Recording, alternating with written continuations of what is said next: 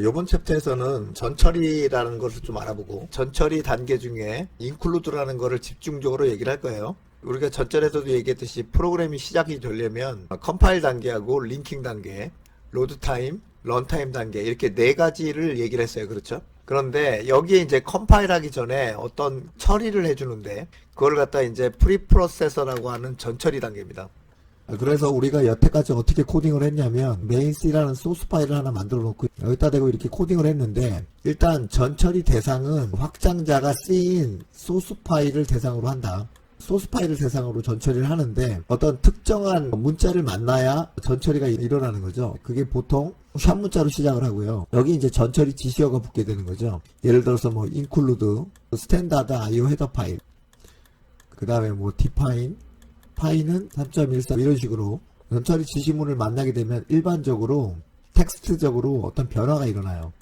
어떤 변화가 일어나게 되는데 이걸 가지고 이제 컴파일을 한다는 얘기예요. 다음과 같은 코드를 보게 되면 main.c에서 main 함수를 이렇게 정의를 했고요. string c라는 모듈을 만들어 놓고 gtest라는 저작 변수를 썼고 그 다음에 test 펑션이라는 함수를 정의를 했어요. 이 main.c에서 이 test 펑션을 호출할 때나 내부에 있는 함수를 호출할 때도 마찬가지 이렇게 반드시 함수의 선언부를 이렇게 기입을 한 다음에 함수를 호출해야 된다. 이 함수의 선언부가 빠져버리면 텍스트 펑션을 기계어로 번역을 할 때 올바르게 컴파일 될 수 없기 때문에 반드시 함수의 선언부를 붙인 다음에 함수를 호출해야 된다라고 얘기를 했고 그 다음에 이제 외부 모듈에 있는 이 gtest라는 걸 접근하기 위해서는 반드시 extern이라는 키워드를 붙인 다음에 이렇게 접근해야 되겠다. 우리가 이제 전처리 중에 include라는 걸 알아보기 전에 이 헤더 파일 용도를 먼저 알아야 돼요. 일단 이제 헤더 파일을 하나 만들었어요. 이렇게. 일반적으로 헤더 파일의 용도라고 한다면 선언부가 위치할 수가 있고요. 선언부라고 한다면 이제 함수의 선언부가 있을 거고요. 요런 거. 그쵸? 그 다음에 이 extern 키워드가 붙은 변수 선언부. 요런 거. 그 다음에 스트럭트 키워드가 붙은 구조체 선언부가 올 수가 있습니다. 요건 이제 나중에 배울 거고 그 다음에 정의부가 올 수가 있어요. 정의부가 올 수가 있는데 정의부라고 한다면 인라인 함수만 올 수가 있는데 만약에 이제 이런 일반적인 정의부를 갖다가 헤더 파일에다 위치하게 되면 얘를 인클루드 하는 곳이 한 군데면 상관이 없겠는데 보통 헤더 파일이 여러 소스 파일에서 인클루드를 해요. 그렇게 된다면은 똑같은 함수가 여러 군데 정의되어 있기 때문에 링킹 에러가 발생을 하기 때문에 안 됩니다. 그래서 정의부는 인라인 함수만 된다라고 생각을 하고 계시면 되겠어요. 인라인 함수는 이 함수 정의부에 인라인이란 키워드가 붙은 함수를 인라인 함수라고 하는데 인라인 함수는 이제 나중에 얘기를 할게요.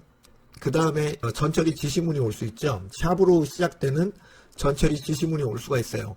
이렇게 일단 정리를 하고 지금과 같은 경우에 이렇게 main.c 모듈에다가 이렇게 일일이 함수 선언부와 변수 선언부를 기입하는 게 아니라 이렇게 이걸 딱 띄어다가 헤더 파일에다 이렇게 위치를 시키는 거죠. 이렇게 헤더 파일 이름도 이 스트링 C에 관련됐기 때문에 이 스트링 헤더 파일로 이렇게 작성하시는 게 좋아요.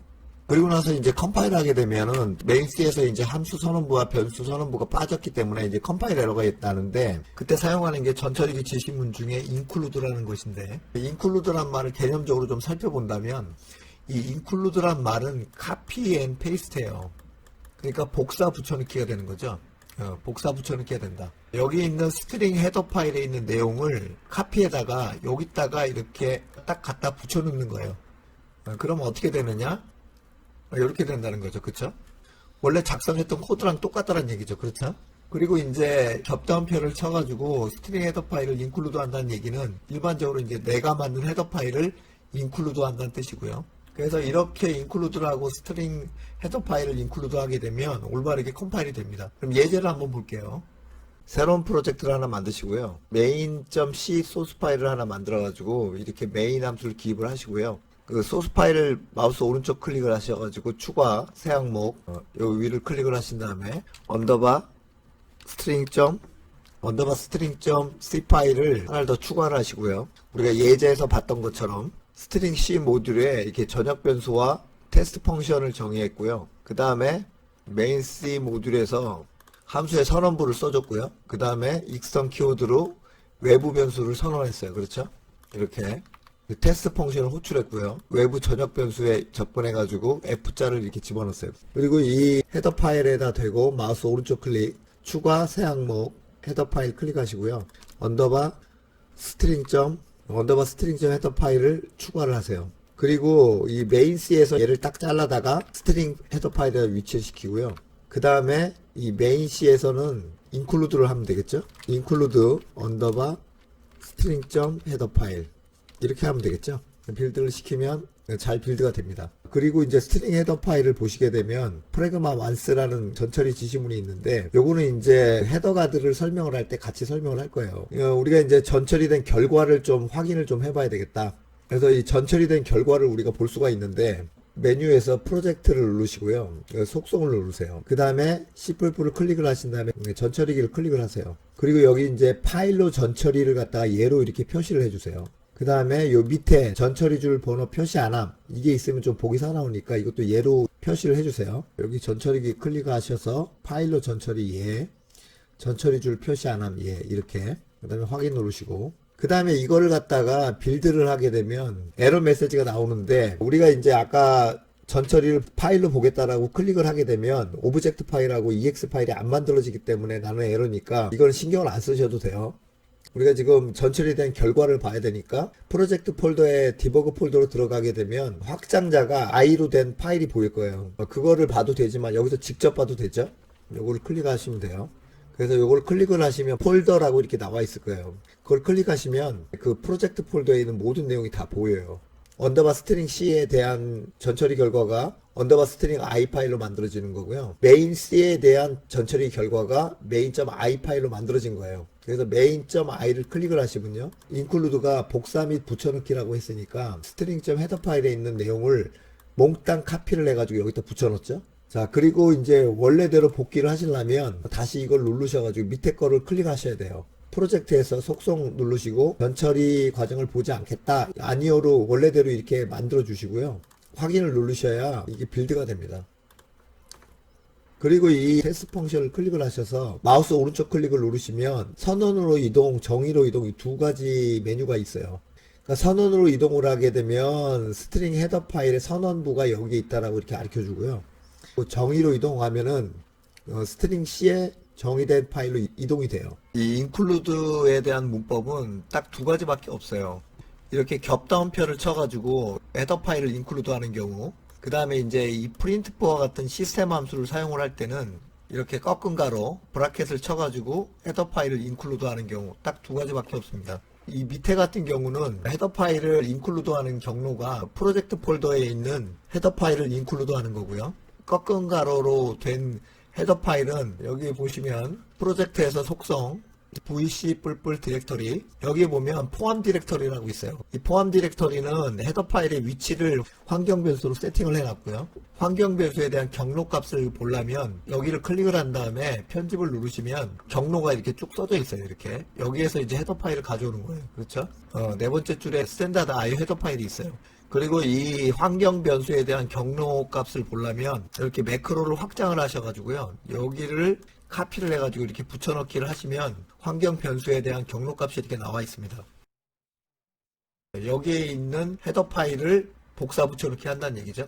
물론 이 겹다운표가 돼 있는 헤더 파일이 이 솔루션 폴더에 없으면 아까 얘기한 시스템에 있는 폴더를 찾긴 하지만 보통 사용자가 만든 헤더 파일은 이 시스템 폴더에다 갖다 놓지 않기 때문에 별 의미는 없는 것 같아요.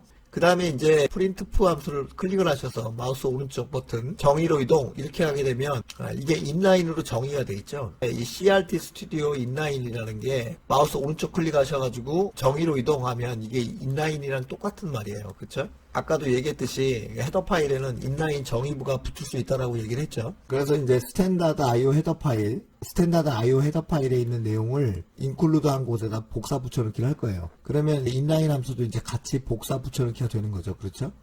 네, 그런 다음에 컴파일러에 의해서 이쪽 부분이 기계어로 번역이 돼서 이게 이제 실행 파일에 참여하게 된다는 거죠. 그렇죠? 그거를 잠깐 보여드린다면 여기다 브레이크 포인터 F9번을 걸고 F5로 일단 이렇게 디버그 모드로 들어오시고요.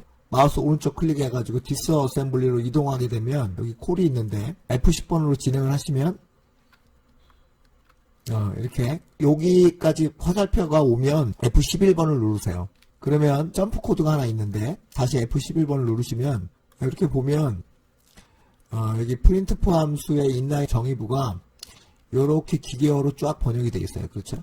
그런데 여기 프린트포 함수 내부를 보게 되면 또 어떤 함수를 또 호출하고 있어요. 그렇죠? 그러면 이 호출이 어디까지 이어져 있을까요? 커널까지 이어져 있어요. 커널까지.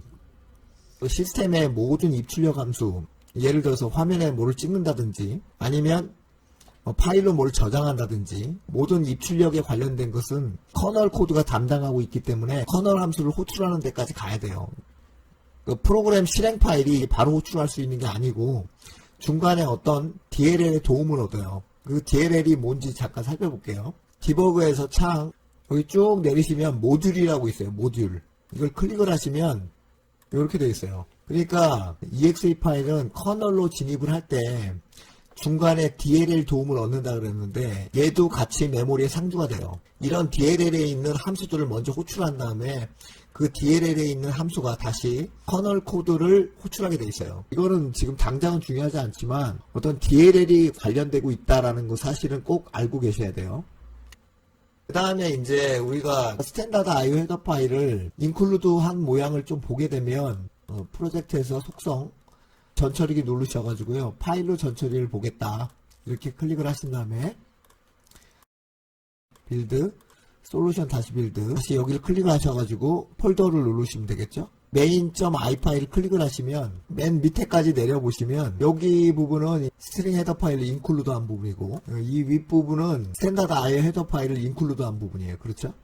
그 다음으로 알아볼 게 헤더 파일의 정의부가 위치가 되면 어떤 일이 발생을 할 것이냐 그거에 대해서 좀 알아볼게요. 스트링 헤더 파일을 클릭을 하신 다음에요. 여기다가 이제 정의부를 한번 만들어 보세요. 뭐 add란 함수를 하나 만들어 보고 return a 플러스 b 뭐 이런 식으로 헤더 파일에 정의부를 위치를 했는데 인클루드 하는 곳이 스트링 C 모듈에도 이 스트링 헤더 파일을 인클루드 했고요.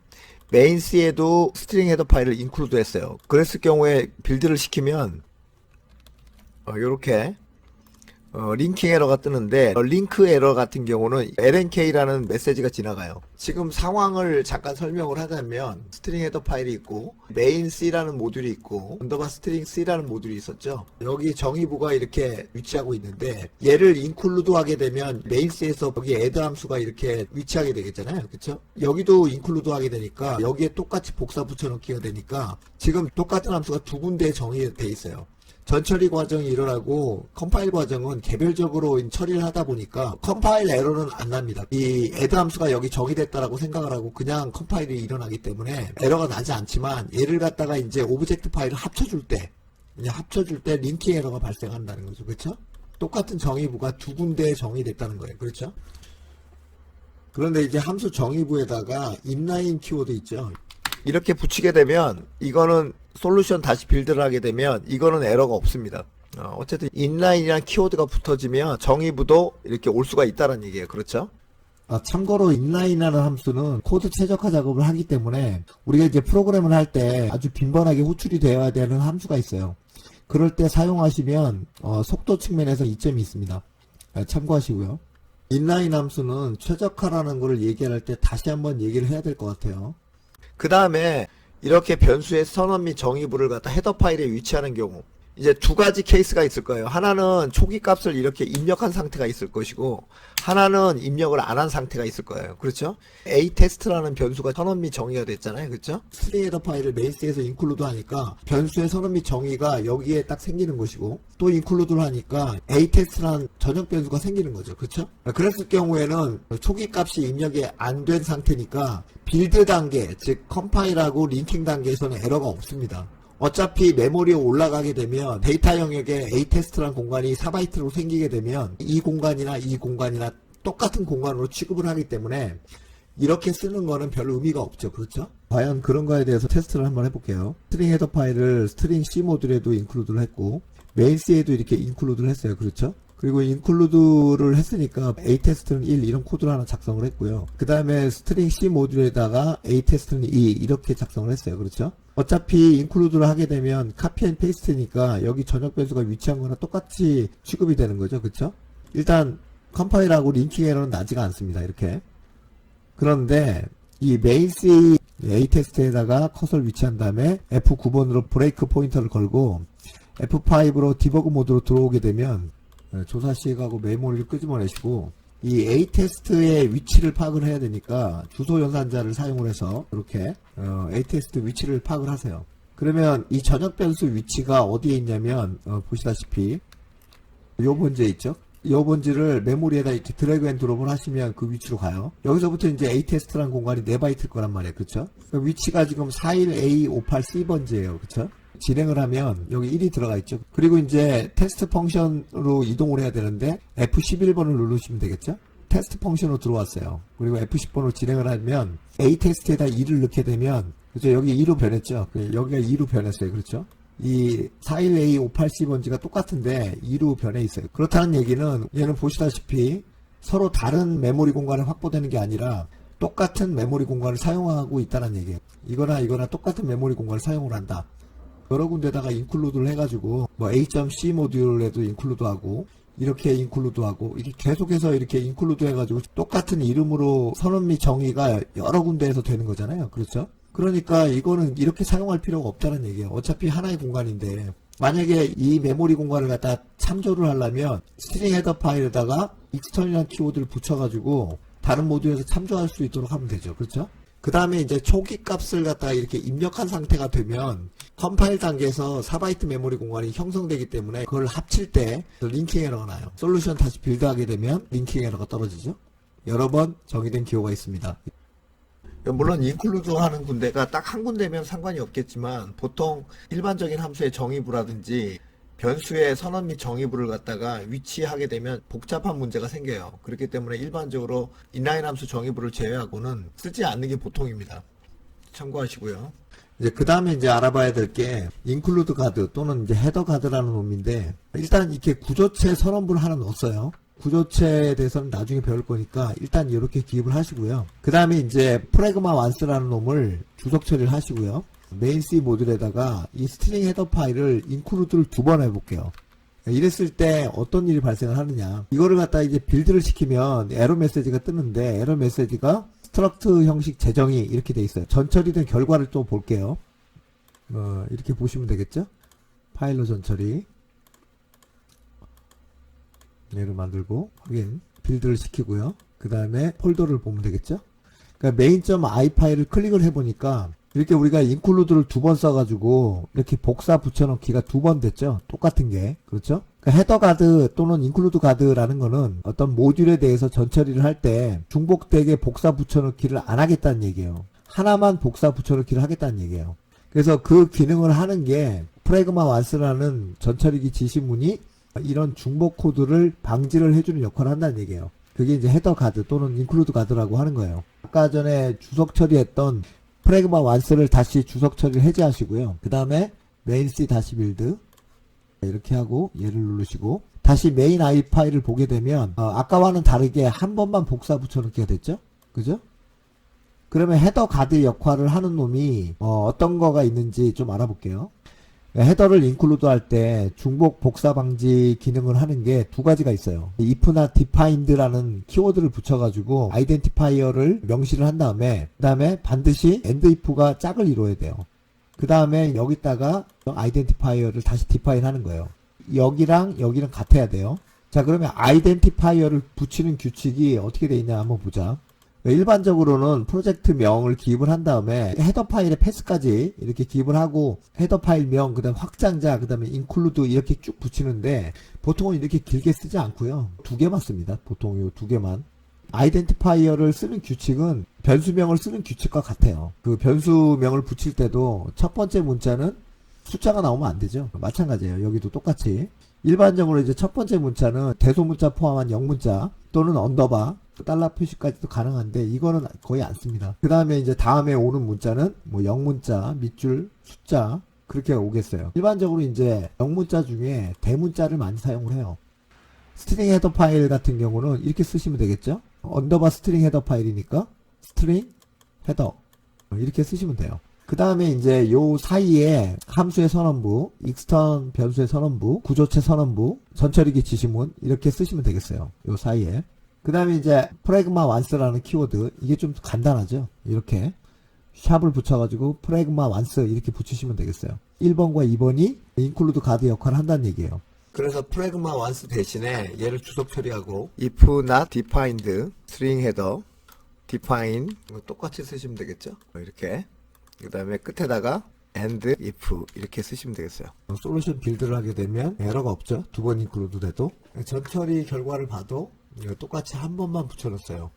다시 원래대로 복귀를 하시고. 그리고 참고로 여기 if not defined 라는 거는 이렇게도 쓸 수 있어요. if 자를 붙이시고요. 여기 이제 not 표시죠. 기호로. 그 다음에 defined 이렇게 하시고요. 가로를 열고 여기다가 이제 스트링 헤더 파일을 이렇게 명시를 하시면 돼요. 이런 식으로. 과거 비주얼 스튜디오 같은 경우는 헤더를 만들면 이런 식으로 나왔어요. 같은 말이란 얘기예요. 아이덴티파이어를 가로 안에다가 명시를 하시면 똑같은 코드가 되겠다. 네, 똑같죠. 다음으로 좀 복잡한 상황을 만들어 봤는데 스트링 두 번째 헤더 파일을 만들었어요. 이렇게 여기서는 test2라는 구조체를 선언을 했어요. 그래서 메인 C에서 test2라는 구조체를 사용하기 위해서는 반드시 선언부가 필요하니까 이렇게 스트링 두 번째 헤더 파일을 include 한다 이렇게 썼어요. 그렇죠? 그럼 어떻게 되겠느냐면 이렇게 되겠죠? 이렇게 복사가 되는 거죠. 그렇죠? 근데 이렇게 쓰면은 지금 여기서 보시면 struct test1이라는 선언부가 여기 없어요. 메인 C 모듈이 없다는 말이에요. 그쵸? test1이라는 선언부가 있는 string.header 파일을 include를 해야 사용을 할 수가 있어요. 그러니까 어떻게 써야 되느냐? 이렇게 써야 된다는 얘기죠. 그렇죠? 여기 지금 include string header 파일이니까 여기 있는 거를 갖다 카피할 거 아니에요? 여기로. 그 다음에 string 두 번째 헤더 파일을 include 하니까 여기 있는 거를 카피해가지고 붙여넣기를 할 거예요. 그럼 결과가 어떻게 되느냐? 이렇게. 그러니까 test1이 선언부가 위쪽에 위치하고 있기 때문에 컴파일러가 없이 잘 빌드가 될 거예요. 그런데 만약에 이걸 갖다가 순서를 바꿔 놓으면요. 이렇게 스트링 두 번째 헤더 파일을 먼저 인클루드를 했어요. 그러니까 결과적으로 이렇게 된다는 얘기야. 이렇게 컴파일이라는 것이 순차적으로 일어나기 때문에 지금 test1의 선언부가 위에 없기 때문에 얘를 갖다 컴파일할 때 제대로 컴파일할 수가 없어요. 요 밑에가 있는 거죠. 그렇죠? 이렇게 되면은 test1이라는 선언부가 없다라고 인식을 해요. 그러면 우리가 이렇게 순서까지 고려해 가면서 include를 해야 되는 얘기예요. 그래서 어떻게 하느냐? 이렇게 하지 않고요. 이렇게. 그러니까 include를 여기다 이렇게 위치를 시키는 거죠. 여기다. 스트링 두 번째 헤더 파일을 작성을 할 때도 직관적으로 봐도 이 test2라는 구조체를 갖다 선언할 때 test1을 쓰게 되면 test1이 이 헤더 파일에 있단 말이에요. 그렇죠? 그러니까 선언부를 include 해가지고 선언을 하는 게 낫다는 얘기예요. 자, 그렇게 되면 우리가 아까처럼 순서를 고려하지 않아도 됩니다. 왜 그러느냐? 두 번째를 include 하잖아요. 그러면 얘를 처리할 거란 말이에요. 얘를 처리할 때 여기 지금 include string 헤더 파일이 있죠? 그러니까 얘를 갖다가 카피해서 복사를 한 다음에 여기다가 include 할 거란 말이야. 그 다음에 얘를 처리를 할 때 string 헤더 파일을 여기서 한번 include를 했어요. 그러면 얘는 그냥 무시당해요. 그냥 헤더 가드에 의해서 두 번 복사 붙여넣기를 안 한다는 얘기죠. 그렇죠? 그렇게 되면 원하는 결과를 얻을 수 있어요. 이렇게 된다는 얘기예요. 선언부가 앞에 있기 때문에 얘는 제대로 컴파일이 됩니다. 그러니까 헤더 파일을 만들 때 어떤 다른 선언부를 참조할 때는 전처리기 지시문을 사용해서 여기서 include를 한 다음에 이거를 갖다가 include 하는 게 맞다는 얘기예요. 그렇죠? 메인 C에서 include를 할 때 순서를 고려 안 해도 헤더 가드에 의해서 처리가 된다는 얘기예요. 그렇죠? 자, 그 다음에 다음으로 얘기해야 될 게 메인 C 모듈에서는 스트링 헤더 파일과 스트링 두 번째 헤더 파일을 include 했어요. 그렇죠? 그 다음에 스트링 C 모듈에 위에랑 똑같이 include를 했어요. 그렇죠? 그랬을 때 전처리 과정이나 컴파일 과정은 메인 C를 처리를 하고 스트링 C를 갖다 따로 처리한다는 얘기예요. 개별적으로. 그러니까 어떻게 되느냐? 여기 메인 C에서 include를 처리를 할 때 스트링 헤더 파일을 include 했으니까 여기 있는 거를 갖다 복사해가지고 붙여넣기를 하겠죠?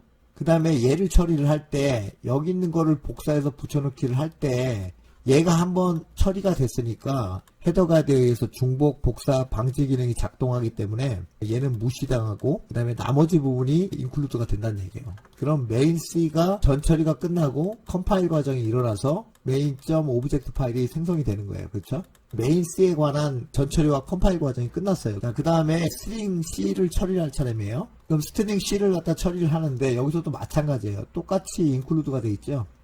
그럼 여기 있는 거를 카피할 거예요. 그렇죠? 그리고 얘를 처리를 할 때 얘를 한번 처리를 했으니까 헤더 가드에 의해서 중복 복사 방지 기능이 작동을 해서 얘가 무시당하고 나머지 부분을 복사해서 갖다 붙여줄 거예요. 그리고 얘가 전처리가 끝나면 컴파일 과정이 일어나서 string.object 파일이 만들어진다는 얘기죠. 그쵸? 여기서 이제 얘기하고 싶은 거는 헤더 가드가 전체 프로그램에 있어서 작동하는 게 아닙니다. 개별적 모듈에 대해서만 작동을 해요. 그 사실을 꼭 알았으면 합니다.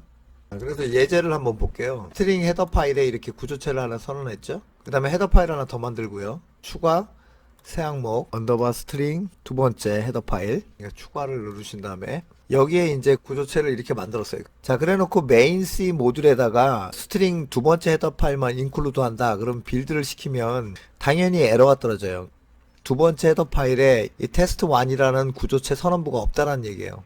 그렇기 때문에 메인 C에서 스트링 헤더 파일을 위에다가 인클루드를 해줘야 됩니다. 그렇죠? 그러면 아무 문제 없이 빌드가 돼요. 근데 이거를 갖다 이제 아까처럼 반대로 이렇게 갖다 놓게 되면요 에러가 떨어져요. 그렇죠? 그렇기 때문에 이게 순서를 갖다가 우리가 일일이 프로그램에서 고려하지 않게 사용하는 방법이 두 번째 모듈에서 이렇게 인클루드를 스트링 헤더 파일을 인클루드 해주는 거죠. 그렇죠? 얘를 인클루드 할 때 얘를 처리하기 때문에 에러가 없습니다. 그렇죠? 전처리된 것을 봐도 우리가 원하는 결과를 얻을 수가 있죠. main.i 파일을 보게 되면 이렇게 언더바 스트링.헤더 파일이 인클루드 돼 있고 여기는 이제 스트링 두 번째 헤더 파일이 인클루드 된 모양을 볼 수가 있어요. 그러니까 이 test1이라는 게 선언부가 위쪽에 있기 때문에 이 컴파일이 올바르게 일어난다는 거죠. 결론적으로 헤더 파일을 만들 때 어떤 선언부가 위치한 곳을 갖다가 헤더 파일에 이렇게 명시를 해놓으면 결국 확장자가 C인 모듈에서 선언부가 필요해서 헤더 파일을 인클루드 할 때 순서를 고려하지 않고 인클루드 해도 괜찮다는 얘기예요. 그렇죠? 전체적으로 이제 정리를 한다면 스트링 C를 만들었다면 스트링 C 헤더 파일을 하나 만드세요. 이렇게 만들어 놓고 스트링 C에 전역 변수가 필요하다면 이렇게 전역 변수를 써주시고요. 그 다음에 함수의 정의부를 써주세요. 이렇게 함수의 정의부를 이렇게 써주시고요.